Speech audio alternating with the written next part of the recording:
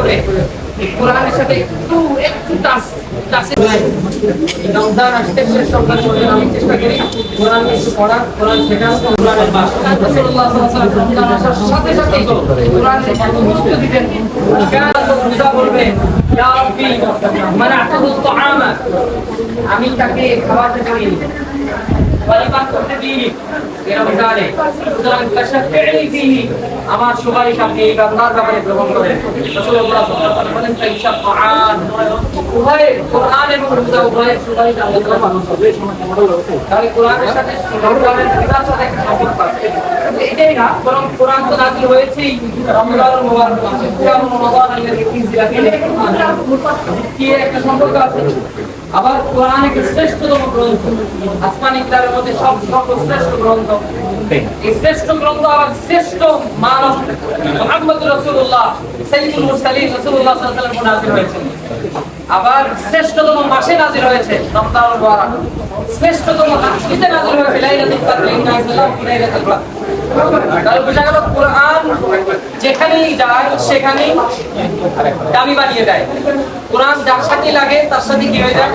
দামি হয়ে যায়।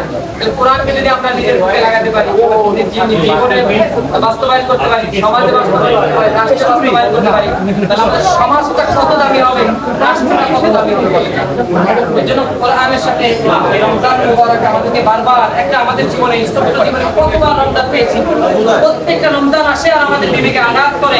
রমজান এসেছে, কোরআন ছেড়ে, কোরআন শুদ্ধ করো, কোরআন অন্তর্জ, কোরআন যেমন করো, কোরআন জীবন করো, নামাজ পড়ো, বারবার আমাদেরকে না শোনায় প্রত্যেকটা রমজানে। কিন্তু আমরা তো হতভাগা, আমরা তো কোরআনের সেই ভাগ, সেই আহ্বান আমাদের কানে পৌঁছে না, পৌঁছে না।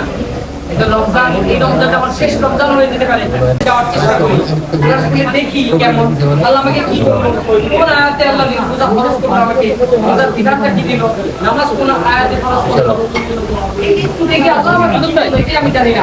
অদূত ভাই এখানে জ্ঞান বিজ্ঞানের সেখানে আমি পৌঁছেছি, সার্টিফিকেটের অভাব নাই, কোরআনটা আমি আল্লাহ আমাকে জানি। রমজান আমাদেরকে বারবার মেসেজ দেয়, রমজান আসলে মানে কোরআনের মাস। রাসূলুল্লাহ সাল্লাল্লাহু আলাইহি ওয়াসাল্লাম রমজান আসার সাথে সাথে কোরআনের গুরুত্ব দিতেন।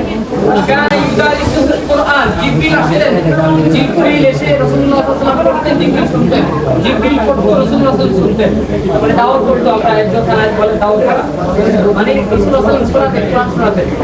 তাই কোরআনের সাথে অনেক সম্পর্ক নাই। রমজান আসতে শেষ সপ্তাহ পর্যন্ত আমি চেষ্টা করি কোরআন একটু পড়ার, কোরআন শেখার, আল্লাহ তাআলা আমাদেরকে তৌফিক দান করেন এবং আমাদের জীবনে বারবার রমজান নিয়ে আসেন, জীবন করা, সমাজ করা,